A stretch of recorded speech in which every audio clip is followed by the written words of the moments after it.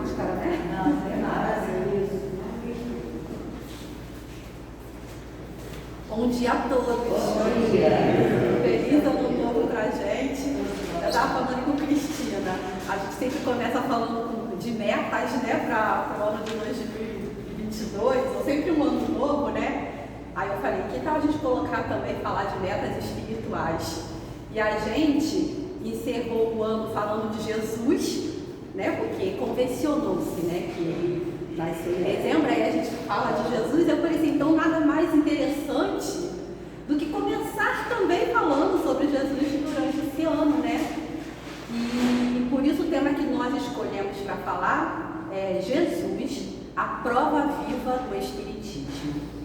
E para a gente fazer essa conversa que nós vamos ter hoje, porque é sempre uma conversa, né? A gente, né, somos todos da mesma família. Eu vou fazer algumas referências bíblicas, tá? A gente vai passar bastante sobre alguns textos. Eu acho muito interessante que nós espíritas sempre resgatemos as passagens bíblicas, até porque tudo que a humanidade conhece sobre Jesus vem da Bíblia. Então ela não é qualquer livro. Eu posso dizer para os irmãos, quem tiver a oportunidade que tiver suas Bíblias em casa, que possam fazer uma leitura dela, lembra-se, se você for ler sempre um dos capítulos, mais ou menos em um ano você lê a Bíblia toda. Posso dizer para os irmãos que em nada na Bíblia você vai encontrar algo contra o Espiritismo. Eu posso afirmar isso para os irmãos, mas para isso vocês precisam também ler a Bíblia, para poder ter essa certeza. E é por isso que hoje nós vamos buscar bastante referências dela, para poder justamente falar de Jesus e provar que de fato ele é a prova viva do Espiritismo. Começa inclusive fazendo uma referência à carta de Paulo aos Romanos, no capítulo 8, versículo 16, que ele diz o seguinte: o próprio Espírito dá testemunho de que somos filhos de Deus. Essa consciência que o apóstolo Paulo já possuía era o que o Mestre Jesus queria incutir na mente e no coração de cada um de nós. Que nós somos espíritos, que nós temos uma herança celestial. O interessante é que os textos sagrados sempre falam herança, porque remete-nos muito à questão familiar, herança que o pai deixa para o filho. Pois é, somos herdeiros de Deus, somos filhos dele. Parece que muitas vezes aqui na Terra a gente esquece disso. Esquece não só que somos filhos de Deus, mas que também todos nós somos irmãos. E muitas vezes estamos guerreando um contra os outros. E o Mestre, nosso irmão maior, quando veio aqui até nós, ele queria justamente fazer com que nós tivéssemos a consciência de que nós somos herdeiros celestiais de Deus, todos somos irmãos e somos, antes de tudo, espíritos. Às vezes mesmo a gente se pega falando assim, o meu espírito, como se fosse algo que não fizesse parte da nossa realidade. Eu não tenho um espírito, eu sou um espírito. Será que a gente só fica nas palavras ou isso é real na nossa vida? Quando Kardec pergunta aos espíritos o que seria de modelo para a humanidade, já que estamos aspirando a sermos melhores, os espíritos respondem: Jesus. Jesus é o nosso guia e nosso modelo.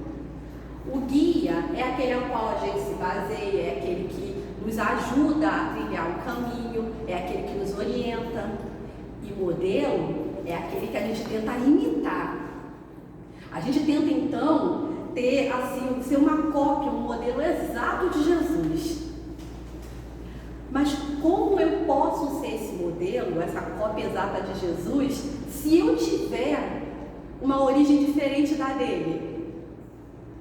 Seria impossível, né? Como é que eu posso tentar ser alguém que na minha natureza não fui criada para ser?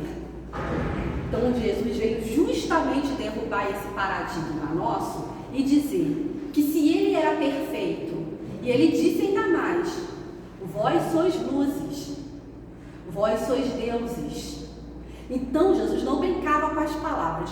Quando ele falou isso, é porque de fato ele tinha certeza que nós temos condições de chegar ao mesmo patamar que o dele.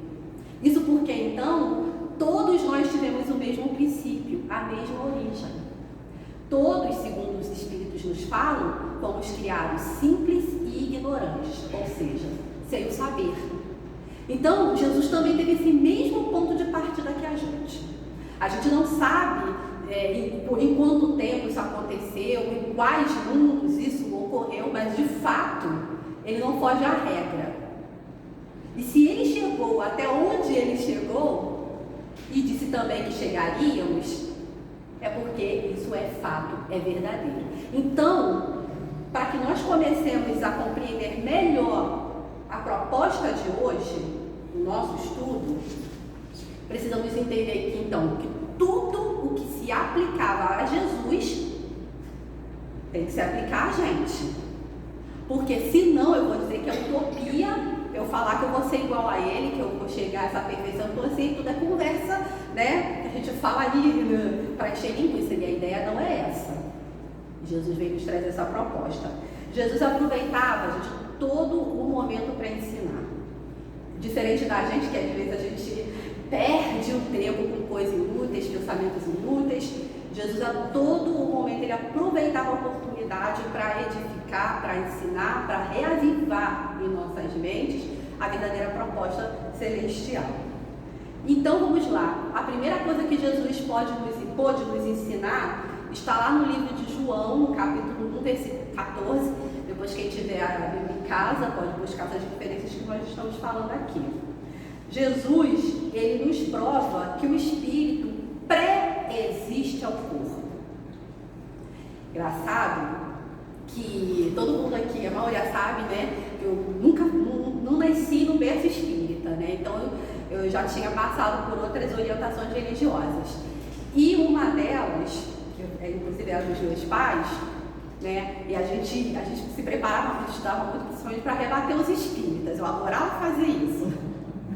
Porque eu batia de porta em porta, então eu tinha que estar ali na ponta da língua.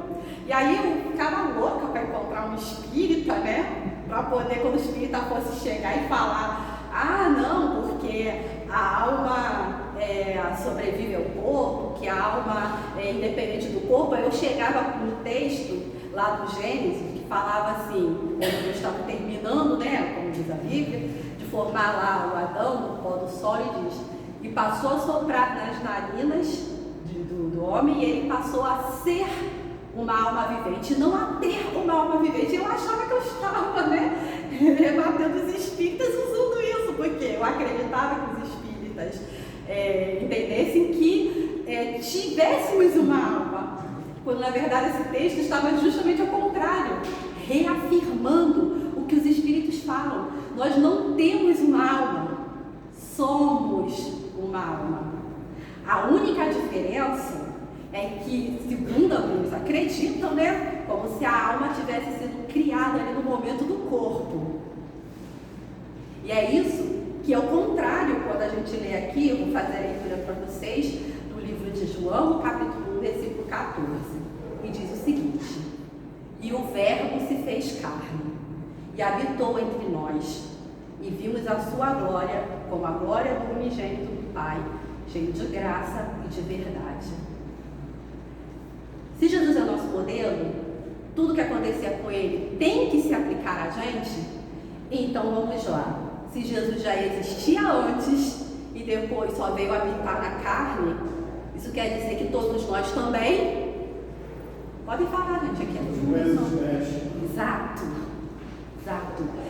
Nós já existimos antes da formação desse corpo. Porque se fôssemos diferentes de Jesus, é conversa para a criança dormir e dizer que vamos chegar ao mesmo nível de perfeição que a dele. Então, tudo que se aplicou a Jesus é uma regrinha, se aplica a gente também. Então, se Jesus já existia antes, nós também. Nós não fomos criados no momento em que esse corpo foi criado. E é isso que Jesus quis provar para a gente. Jesus, ele teve um nascimento como nós. Jesus não ficava flutuando por aí, ele andava, ele se alimentava.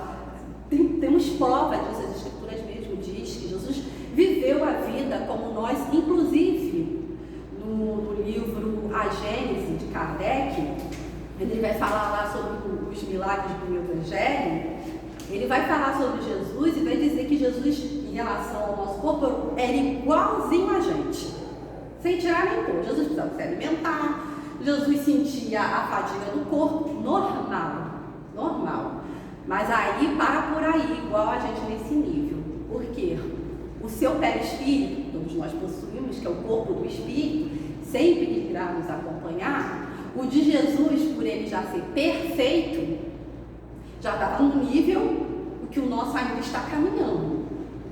Quando a gente vai lá na escala espírita, no livro dos espíritos, a partir do número 100, a gente vai ver em qual classe Jesus se encaixava, a dos espíritos puros. O que isso significa? Que ele já chegou ao nível máximo de evolução que Deus colocou para todas as criaturas, né? Para nós humanos. Ele chegou no nível máximo. Isso quer dizer que a matéria sobre ele, influência alguma existia. Nenhuma influência a matéria tinha sobre Jesus. Ele já estava livre disso. Então isso quer dizer que Jesus aqui, apesar de ter um corpo como o nosso, mas ele, o espírito e o seu próprio perispírito, já estavam no nível que nós estamos tentando alcançar. Tanto que Kardec ainda vai dizer que Jesus, ele possuía, por exemplo, a dupla vista permanente. Né? Quando a gente vai estudar o livro dos espíritos, o livro dos médios, a gente vai falar sobre os fenômenos, né? Sobre as faculdades do espírito, a gente vai ver que dupla vista é aquela faculdade que a pessoa tem de enxergar com a alma. Estou acordada perfeitamente, eu estou aqui, eu consigo ir lá para casa de Gleice, ver o que está acontecendo lá, vou lá na rua, continuo aqui, consigo ver além do que esse corpo aqui desse olho que permite ver. Tanto que Jesus, olha como é que a Bíblia é recheada de fatos espíritas, né? Jesus, ele certa vez chegou para os discípulos e falou: olha, joga a tua vara ali, naquela parte ali do mar. Eles jogaram, encontraram um peixe, ele sabia que tinha uma moeda dentro da barriga do peixe. E mandou: ó, joga ali. Ele conseguia ver além do alcance desse corpo. Jesus tinha a dupla vista permanente. Então, é só para a gente ter uma ideia mais ou menos de como nós seremos quando estivermos no mundo, né, de onde, inclusive, a matéria não vai ter tanta influência no espírito. E Jesus, a influência zero a matéria sobre ele. E nesse sentido, Jesus, ele queria mostrar para a gente que nós poderíamos também vencer, contanto que nós tivéssemos à disposição.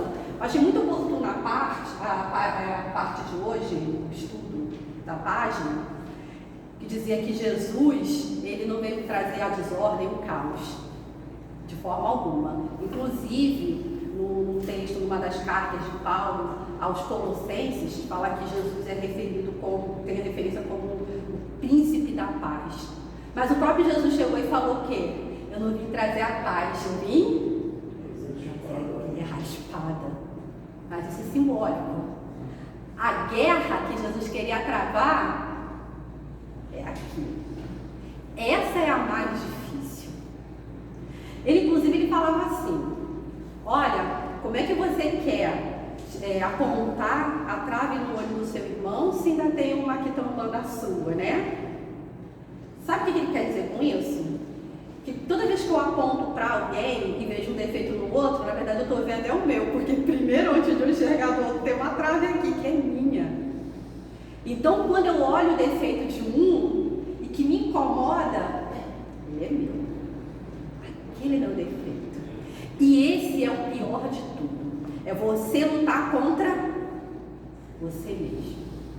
Então, ele veio tirar essa nossa paz, essa falsa paz, essa zona de conforto, essa onde a gente ainda não enxerga o outro como irmão, onde a gente quer pisar no outro, quando a gente sente inveja, quando a gente fica o tempo inteiro achando que o irmão está tramando contra a gente, quando na verdade a gente devia ter indulgência, paciência. A gente ainda fala assim: olha, eu perdi a paciência com fulano. Não perdeu, você não tem, ainda você não tem. Se você tivesse paciência, você não perderia. Então,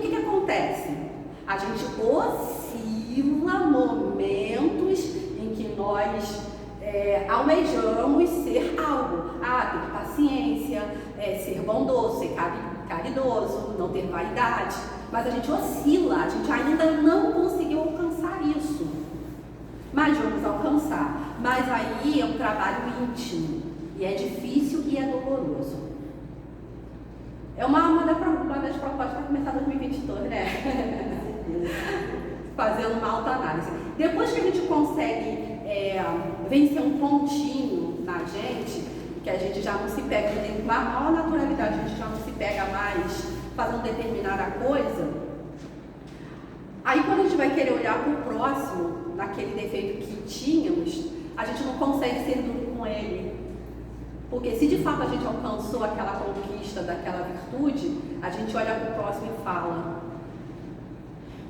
eu sei o que ele está passando, eu fui igual também. E aí a gente tem a indulgência.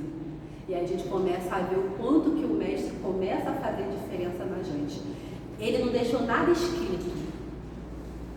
A única coisa as únicas verdades que ele escreveu foi aqui, ó, no campo do nosso coração.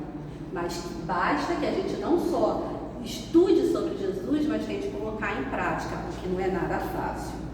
Então, é justamente isso. Jesus, ele veio nos ensinar primeiramente que somos espíritos. Ponto.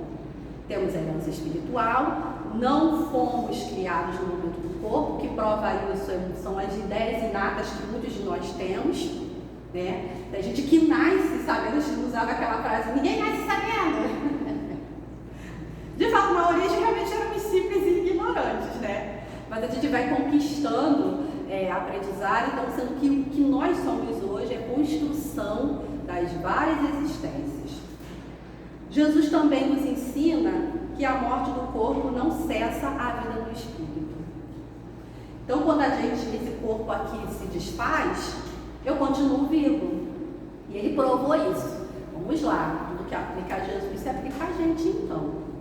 E Jesus, depois que o corpo, né, sofreu lá o Calvário, Jesus ele deu provas de que ele continuava vivo. Vamos falar um fato interessante, só para a gente saber como que Jesus voltou. Uma das primeiras pessoas que ele apareceu foi Maria, né? E aí ela sempre ia lá visitar ali perto do túmulo, enfim, cuidar. Aí de repente apareceu uma pessoa e começou a conversar com ela. Era Jesus. Mas ela achou que fosse quem? Um jardineiro, né? Eu pergunto para vocês, Maria tinha amnésia? Fazia nem poucos dias que Jesus tinha morrido, ela reconheceria ele. Isso porque Jesus, ele voltou com o corpo espiritual, que é o perispírito. E nós sabemos, pelos estudos que nós temos doutrinário, que o perispírito ele é modelável, ele pode tomar as aparências que necessitar. E naquele momento Jesus não queria que Maria reconhecesse-o imediatamente, mas que o percebesse, e de fato isso aconteceu. Depois daí, Jesus fez outras aparições também em seus discípulos, enquanto eles estavam caminhando, conversando, né, sobre os últimos acontecimentos ali em Cafarnaum. E aí Jesus se vira e fala para eles: mas do que vocês estão conversando? Aí eles: você é um forasteiro que não sabe o que está acontecendo por aqui, que Jesus morreu e que está um burburinho de que ele vai voltar, que ele vai retornar. E aí Jesus fala uma frase de uma forma que somente ele falava. E aí, quando os discípulos perceberam que na verdade era Jesus, eles aparecem na frente deles. E aí eles, muito empolgados, vão lá falar com os outros que estavam escondidos, né? Porque a partir daí começou uma grande perseguição aos discípulos, né? A todo mundo que professasse as ideias cristãs. E aí eles começaram a falar: não acredito, Jesus realmente apareceu. E eis que ele vem e aparece dentro de um quarto totalmente fechado com os discípulos. Tomé, que é a figura assim clássica, né? Ele falou: se for você mesmo, me prove. Aí o corpo que tinha a chaga da cruz era o corpo que se foi, né? Carnal. Mas Jesus, através das propriedades do perispírito, conseguiu reproduzir ali para Tomé as chagas, né, da cruz. E aí Tomé, querendo ir um pouco mais a fundo, deixa eu tocar. Somos nós, né? Muito materiais. Deixa eu tocar. E aí o perispírito também tem propriedade de se tornar tangível, né? Quando a gente vai lá no livro dos médios, a gente vê que existem as aparições tangíveis e intangíveis. Aí aqui naquele momento, Jesus permitiu que Tomé o tocasse. E aí ele pôde observar. Na versão estendida do livro de Mateus, vocês vão ver que depois disso Jesus fez várias aparições para mais de 500 testemunhas oculares, inclusive. Tendo prova mostrando ali que de fato somos imortais. Eu sempre pergunto nos nossos estudos: vocês têm medo ainda de espíritos? Sabe quando isso quer falar agora? Quando eu acordo, eu fico com medo de me olhar, porque somos espíritos. Principalmente quando a gente acorda, ou no meio da noite quando a gente acorda, né? Somos espíritos, não podemos. É irracional o medo que a gente tem. Olha, sinceramente, Não é racional. não é racional vocês terem medo. Vocês são espíritos, gente.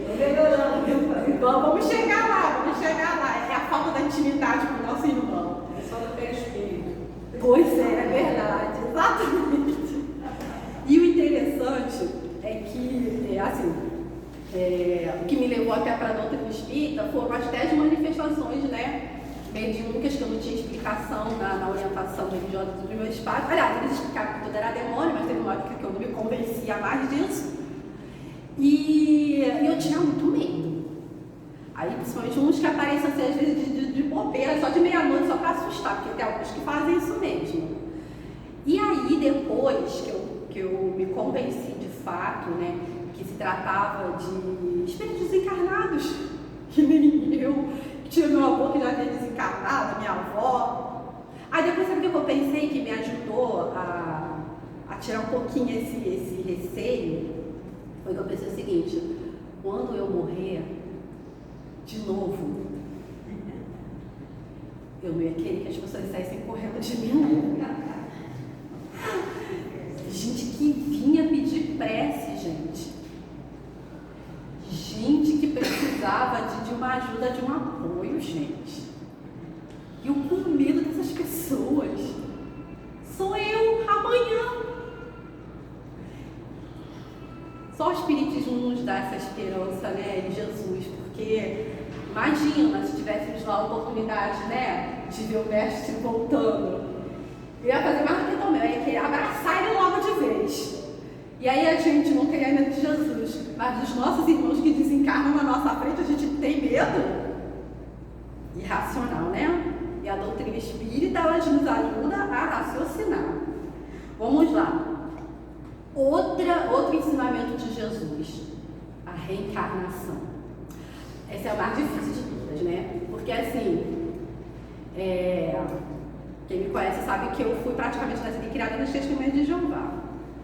E a gente olha repartir a reencarnação de uma forma bem rigorosa. E foi a última coisa que eu consegui, que eu tive que derrubar para eu acreditar de fato no Espiritismo. Porque eu já estava convencida que era imortal, já estava convencida nos espíritos, mas eu tinha um problema com reencarnação porque ela não estava escrita assim na Bíblia. Tem que estar escrita para eu acreditar. Mas aí, quando eu comecei a querer, entendeu, me aprofundar mais nos espíritas, duas coisas que me travavam. Primeiro, que eu achava os espíritas mentidos, alguns ainda são, sinceramente. E segundo, achava todo mundo ali mentidos. E o segundo era a reencarnação. Aí depois que um amigo meu, tinha muitos anos aqui no Anaviana, e aí ele falou assim, ele não estava nem mais vindo aqui, ele falou, olha, me explicou onde que era, e eu vim. Aí quando eu cheguei, estava fechado, porque ainda não era dia de reunião, mas tinha uma placa que ficava lá na frente, né, falava os dias das reuniões, e aí tinha lá que o próximo dia seria no domingo às 18 horas, então eu comecei aqui no domingo às 18 na casa, né. Aí eu falei, vou voltar, tá, mas assim, relutando muito. Aí na hora que eu tô descendo, que eu morava aqui no início da São Miguel, aí quando eu tô para atravessar a rua, veio assim, algo muito forte na minha cabeça falando, nascer de novo. Eu falei, nascer nascer de novo. É um texto que eu lia tanto. E eu lia tanto, depois eu vou explicar como eu interpretava esse texto, essa passagem.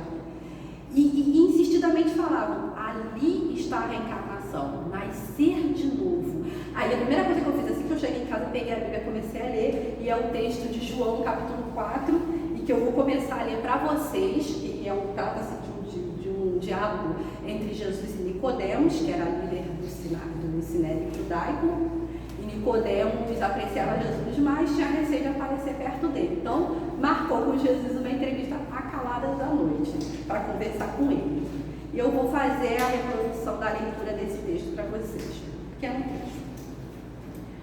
Havia entre os fariseus um, chamado Nicodemos, dos mais importantes entre os judeus. Ele foi encontrar-se com Jesus à noite e lhe disse: Rabi, bem sabemos que és um mestre enviado por Deus, pois ninguém seria capaz de fazer os sinais que tu fazes, se Deus não tivesse com ele.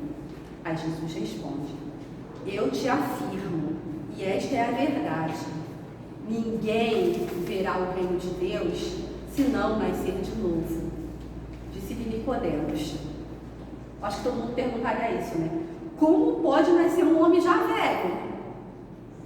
Porventura poderá entrar de novo no seio de sua mãe e nascer? Jesus respondeu: eu vos afirmo, e esta é a verdade. Se alguém não nascer da água e do Espírito, não poderá entrar no reino dos céus. O que nasce da carne é carne. O que nasce do Espírito é Espírito. Não te admireis que eu te disse, é necessário para vós nascer de novo. O vento sopra onde quer e ouves a sua voz, mas não sabes de onde vem nem onde vai. Assim é quem nasce do Espírito. Bom, para a gente poder entender melhor esse texto, a gente dividiu em algumas partes, alguns trechos e versículos, que é para a gente poder entender melhor. Antes, eu acreditava que se tratava do batismo. E batia a boca com os espíritas, inclusive muitos professores meus na época do colégio eram um espírita, magna, então cabelo em pé, que eu discutia muito com ela. Hoje, olha só, apaguei minha língua. O interessante é que a gente achava, né, que se tratava do nascer de novo, se tratava do batismo, né? Mas o interessante é que o batismo ele tem um simbolismo que seria o seguinte: é você se mostrar arrependido, né, simbólico, né? E você mergulha nas águas, né, daquele tempo, depois você sobe, dizendo que a impureza é simbólica, né? A impureza que você tinha, você deixou para trás, a água levou, e agora você é uma nova pessoa. Esse é o significado do batismo, ok? Pergunto a vocês: Jesus tinha pecado? Por que ele se batizou? Né? Vamos lá. João, que era o primo dele mais velho, né? Não mais velho que ele, João batizava. Aí João dizia o seguinte, que ele batizava em água, mas o que viria depois dele, o batismo era outro, tá? Tanto que Jesus, o interessante é que ele não batizou ninguém. Se fôssemos para continuar a seguir, né, quem modelo? Então, se Jesus batizasse, teríamos que continuar batizando todo mundo. E ele assim não o fez, porque o batismo que Jesus traria era outro, né? Tanto que está registrado lá no livro de Mateus, no capítulo 3, no versículo 11, que João diz: e eu, em verdade, os batizo com água para o arrependimento, mas aquele que vem após mim, que é Jesus, é mais poderoso do que eu, cujas alparcas não sou digno de levar, e ele vos batizará com o Espírito Santo e com fogo.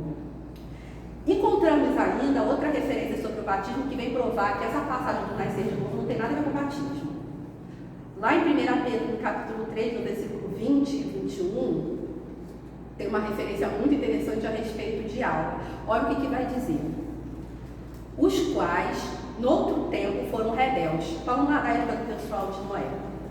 quando a longanimidade de Deus esperava nos dias de Noé, enquanto se preparava a arca, na qual poucas almas se salvaram pela água, ou seja, quem ficou lá dentro da arca. Que também, como uma verdadeira figura, agora vos salva o batismo, não no despojamento da imundície da carne, a alegoria que se faz quando se mergulha na água, mas qual é o verdadeiro batismo agora? Da indagação de uma boa consciência para com Deus pela ressurreição de Jesus Cristo. O verdadeiro batismo agora é quando você crê em Jesus, mas não é querer falar, eu creio que Ele é assim, Ele veio. A verdadeira crença, ela te movimenta, ela faz com que você tenta ser igual àquilo que você professa. Esse é o verdadeiro batismo, daquele que você pode indagar a sua consciência se você está de fato fazendo verdadeiramente a vontade de Deus.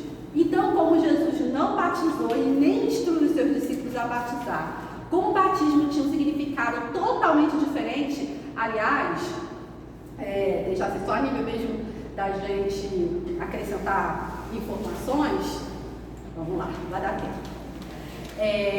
Jesus ele não tinha pecado, né? Então ele se apresentou para João em sinal de simbolismo, porque ele tinha que cumprir tudo que estava nas Escrituras. Inclusive até o fato de ele fazer 30 anos, e foi quando ele se apresentou no Jordão, tinha uma razão.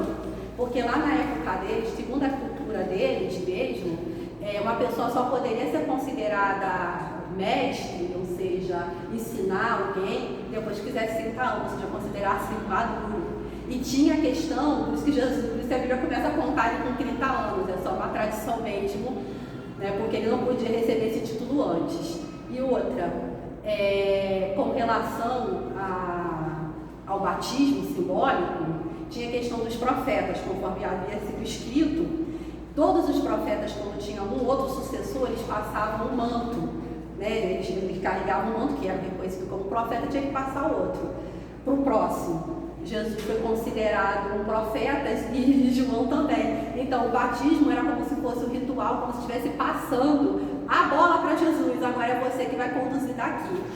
Tanto que o texto nos fala que quando isso aconteceu, abriu uma voz do céu dizendo, vocês lembram, né? Este é meu filho amado, a quem tenho aprovado. Escutai-o. Ou seja, a partir dali ele tinha todas as credenciais. Não que ele não reunisse isso como espírito, que ele era puro, né, gente?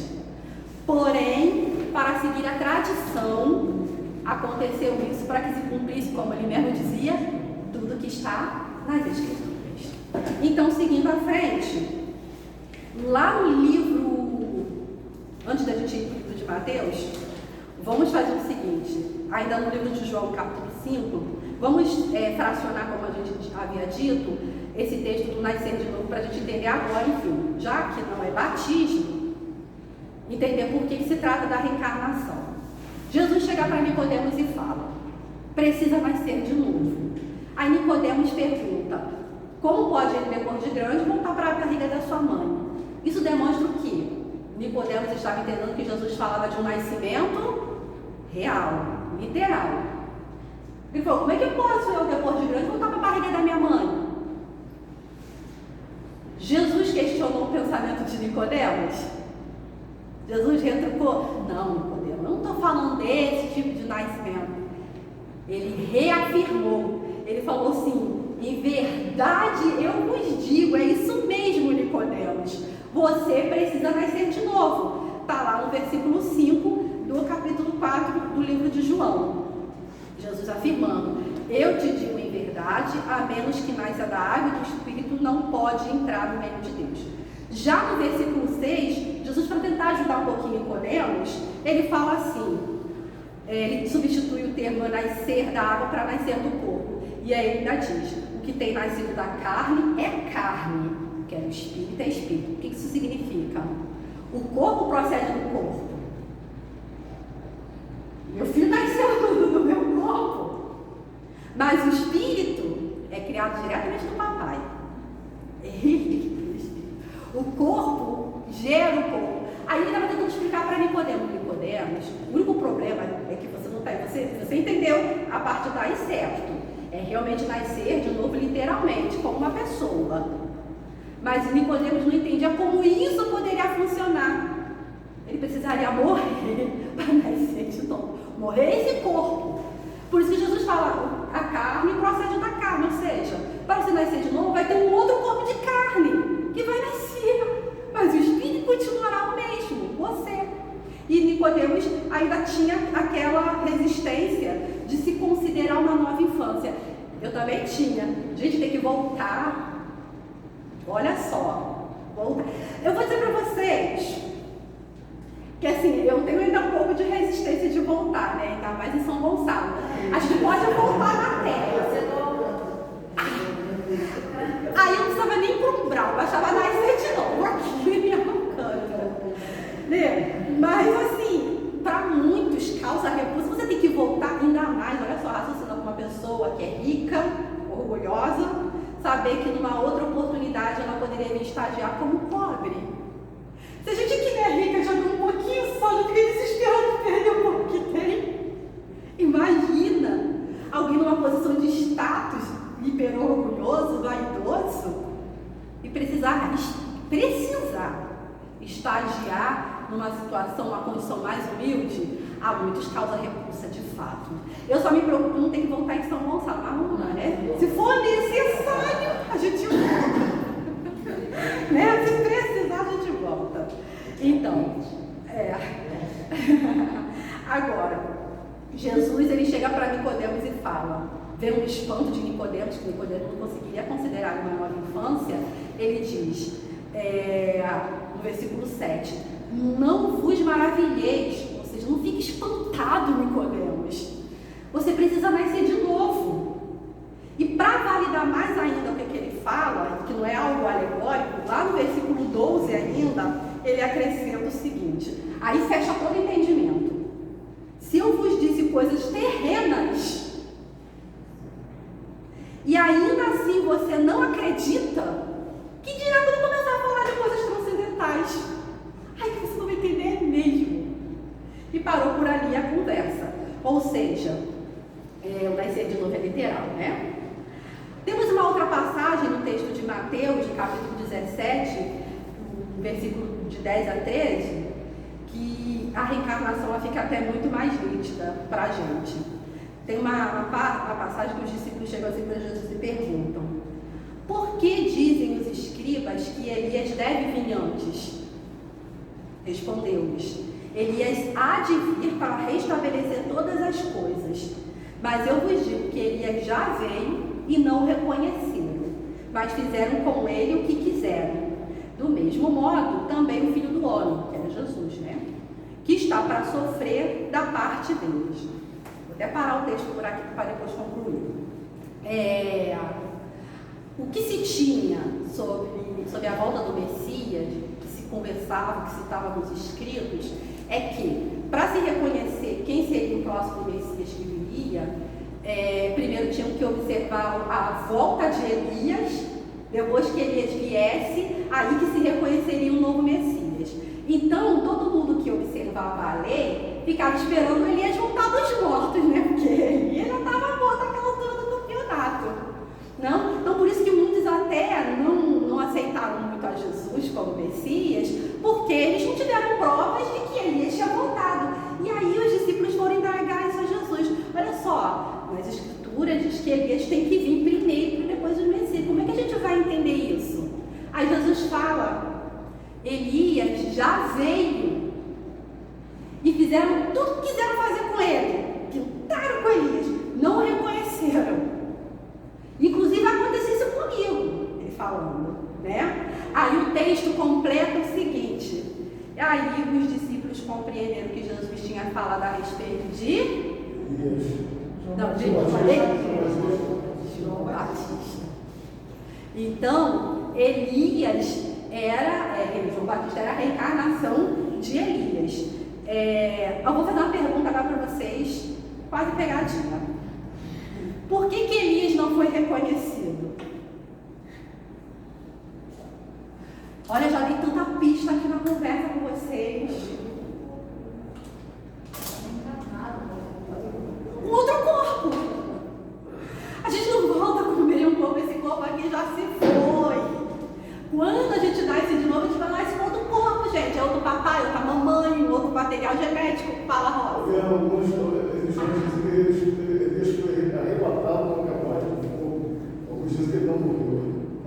Então aguenta isso aí que eu tenho uma pra você no final sobre essa aí. Aguenta firme, aguenta firme. Me lembro se eu esqueci. Temos uma aí para essa. Agora, tá bom, de Elias tem essa e Moisés, vamos chegar lá. Então, não reconheceram Elias porque ele estava no outro corpo, o corpo de João Batista. Ponto. Tem inclusive uma outra passagem, essa acabei nem anotando aqui. Mas daí vocês coloquem lá no Google, tem a Bíblia online, vocês pesquisam por palavra, vocês vão conseguir chegar a essa passagem que Jesus fala assim: e esta geração continua transviada desde a época de João Batista. E João estava vivo. Aqui, na verdade, ele queria ser viver a época de Elias, e ele fala João Batista.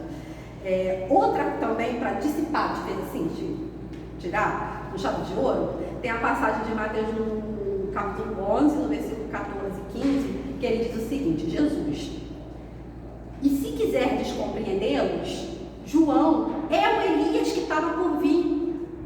Quem tem ouvidos que escute bem. Então, essa última frase de Jesus, ele disse, com certeza estava reforçando ali a reencarnação. Um outro texto que eu adorava usar para bater boca com os espíritas. O livro de Hebreus, capítulo 9, no versículo 27, esse texto, presta atenção no que ele fala. Como está determinado que os homens morram uma só vez? Engraçado, eu estava pensando nisso agora. Está vendo? Deixa eu só aqui de pensamento. Isso depois, lá no mundo melhor, quando a gente chegar, a gente vai chegar, gente. A comunicação não precisa nem mais de WhatsApp, vai ser assim, né? Telegrafia do pensamento. Como está determinado que os homens morram uma só vez e logo em seguida vem o juízo, assim como Cristo se ofereceu uma só vez para tomar para si os pecados da multidão. Aí eu pergunto para vocês, o que está de errado nesse texto? Aqui fala, como está determinado que os homens morram uma só vez. O que está de errado nesse texto? Nada errado. Nada. Os espíritos podiam me quebrar na pregação. Nada de errado. Sabe por quê? Porque realmente a gente só morre, esse corpo só morre uma vez mesmo, gente. Cada encarnação, o corpo morre uma vez. Não tem o mesmo corpo, gente. A ciência já provou que não tem como depois de corpo desfeito, vai servir para outras árvores, para os outros animais. Porque a gente tem um outro corpo. Dessa matéria, mas é um outro corpo. Então, realmente, ao homem é dado morrer uma vez só. Dando continuidade, aí que eu vou entrar no que você falou, Rosa. Você falou assim, que Elias, né, faz uma referência, uma alusão num texto bíblico, profético, de que Elias morreu. De que Elias ele foi arrebatado. Foi arrebatado para onde?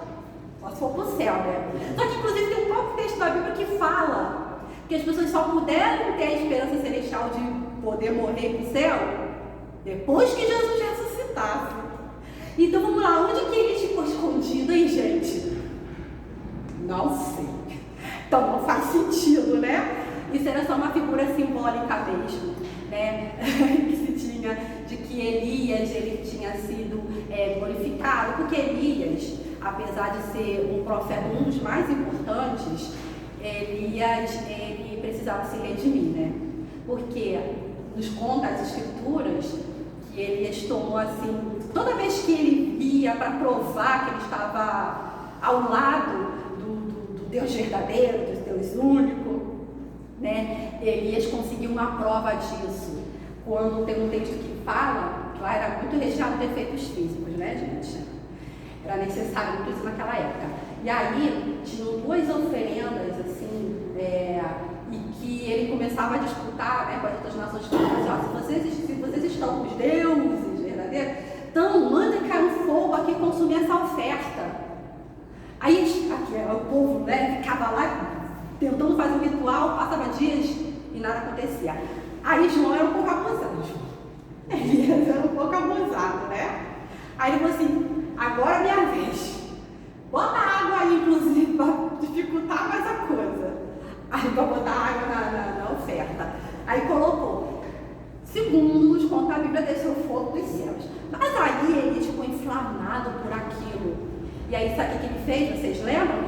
fez? Ele pegou a espada e saiu, da cabeça de todo mundo. Depois ele percebeu a loucura que ele fez, aí ele se escondeu, foi caverna. Então, tudo tem um significado, que cabe até uma outra palestra. Bódica, viu? E aí, a gente sabe quando ele voltou como João, o que aconteceu com ele, né? Como é que o João morreu? Exato. Vamos lá. Jesus, ai meu Deus, vai. Jesus ensina sobre a comunicação com os mortos. Tá? Quando de fato me convencem de que não eram só demônios que eu via, né?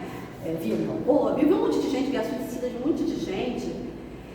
Eu renunciei, eu fiz 20 anos, renunciei à religião dos meus pais e fui em busca, né, de explicações para aquilo, mas ainda eu queria dentro da Bíblia, né? Ali tinha uma amiga minha que trabalhava comigo, ela falou assim, Fabiana, tem um pastor, vou marcar um gabinete com você falar com o pastor, para você tentar entender. Pastor, muito gente boa, conversou comigo. E aí, ele falou assim, qual é a sua dúvida? Eu falei assim, tem um texto de Mateus no capítulo 17, versículo 9, no livro de Mateus capítulo 17, tem no 17, tem no livro de Marcos também no capítulo 9 e no livro de Lucas no capítulo 9, falando sobre essa mesma passagem. Eu falei assim, eu queria que o senhor me explicasse o que ela significava. Aí ele falou assim, então tudo bem, qual é a passagem? A gente abriu a Bíblia e estava lá, é aquela passagem da transfiguração.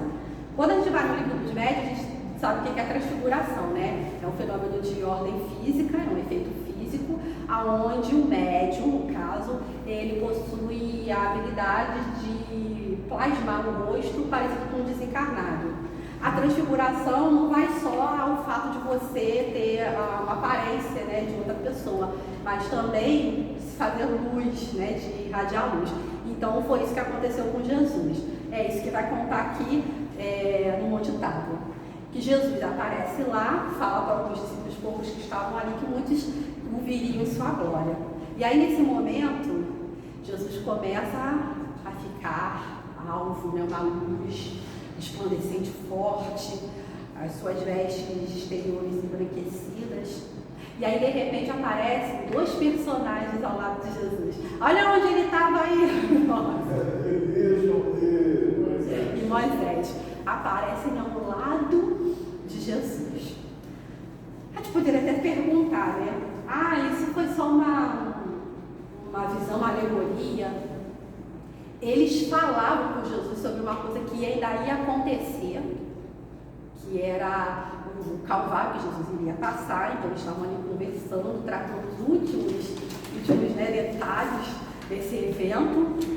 E foi tão real que Pedro chegou e falou assim, é bom que vocês estejam aqui, eu vou preparar uma tenda para você, Elias e você, Moisés, pernoitarem, né? Pedro vai querer que eles ficassem ali. Aí eu perguntei para o pastor, já que você havia dito que os mortos não podem se comunicar, até aquela altura do campeonato, tá, se tinha dúvida de Elias, mas de Moisés, todo mundo tinha certeza que estava morto, né? Nossa! Como é que eles apareceram com Jesus para conversar? Se os mortos não podem conversar conosco, se eles inclusive estão lá dormindo. Aí ele me respondeu algo que foi assim a coisa mais sábia que alguém poderia me dizer. Ele se virou para mim e disse assim, há mais coisas entre o céu e a terra do que supõe a nossa boa filosofia. E depois daí, vim para o espiritismo, porque eu achei mais lógica a explicação de que eu sou um espírito, que eu sou imortal, que eu vou continuar a viver, e se eu quero viver num mundo melhor, eu vou ter que ser um pouquinho melhor do que eu sou hoje. Essa é a espada que ele trouxe. Jesus, gente, nos explicou muito sobre o espiritismo. Se vocês forem olhar na Bíblia, realmente se debruçar sobre ela, vocês não vão encontrar nada que contradiga a doutrina dos espíritos. Por isso que eu estou aqui. Porque justamente eu consegui ver na Bíblia que Jesus é a maior prova viva do espiritismo. E os espíritos mesmo falam, aliás, espírito não, tem uma matéria na revista Espírita, só não me lembro que eu amo, que fala o futuro do espiritismo, ele diz que o espiritismo não vai ser a religião do futuro não, mas mas sim Futuro da religião. que as ideias espíritas, elas já começam a fazer parte das religiões. Inclusive, eu vou falar uma coisa para vocês, isso assim é tão bacana para mim, tão especial, que eu vou compartilhar coisa muito rápida com vocês, que assim, quem conhece a questão das testemunhas de Jeová, se a gente sai, as pessoas não podem mais falar com você, mas por um entendimento, eles acham que estão fazendo bem, acham que se parar de falar com você, você vai voltar, né? Eles acreditam tanto que aquilo onde eles estão é correto, ok. Eu também pensava assim, perfeitamente compreensível. Mas sabe o que é interessante? Para que eu não sentisse tanta dor, porque a gente deixa muitas referências da sua vida, poxa, praticamente nascido e criado, você sai com os 20 anos de lá. Sabe uma coisa que é bacana, que a gente aprende com o Espiritismo? Quando a gente vai lá no Livro dos Espíritos, não tem a partir do número 400 que fala sobre a emancipação da alma, que é no momento que a gente dorme, né, a gente consegue se desprender. E aí, olha que bacana, por 2 oportunidades eu pude ter um sonho que eu reencontrava todos eles no salão onde eles se reúnem, e foi uma coisa maravilhosa, gostosa. Todos nós nos abraçamos e ali parecia, não que eles se tornaram espíritas de forma nenhuma, mas que as ideias espíritas ali estavam inseridas. Como isso vai acontecer com toda a humanidade, porque haverá o dia que o Espírito de Deus será derramado por toda a carne. Somos irmãos, precisamos nos compenetrar disso. E é por isso que nós precisamos compreender Jesus e ter aquele esforço para renunciar a nós mesmos. Isso que eu estou falando não é moral, questão bonitinha, não. Gente, isso é muito difícil. Se para você está fácil mudar, então, desculpa, tem alguma coisa errada. Porque é uma pedra tão pesada que a gente carrega de milênios de vaidade, de orgulho, de querer pisar no outro, de querer se achar melhor que o outro. E que se agora está fácil para vocês mudar, então tem uma coisa esquisita. Tanto que Jesus fala, está cansado? Eu vou te ajudar, eu ajudo a carregar meu jugo, é leve, né? Eu posso te ajudar. E aí quando a gente pensar nele é que a gente sente esse refrigério, né? Eu vou dar uma dica para vocês que inclusive eu ouvia muito dos meus irmãos, né, Testemunha de Jeová, eles falavam assim, ó, Fabiana, nunca esqueça disso. O justo pode cair 1000 vezes, mas 1000 vezes também ele se levanta. Todos somos uma família, é isso que Jesus queria dizer. Então, meus irmãos, a proposta do estudo dessa manhã é: sigamos a Jesus. Ai, estou emocionada porque é muita coisa. Desculpa. Que é o exemplo de indulgência, de amor, caridade, fé. Sigamos a Jesus. A prova viva do Espiritismo. Que isso esteja na vida de cada um de nós para esse ano de 2022. Comecemos com o pé direito, viu, gente? Obrigada pelo apoio, pelo carinho, pelas vibrações. E a Ana Viana pela oportunidade de eu estar aqui.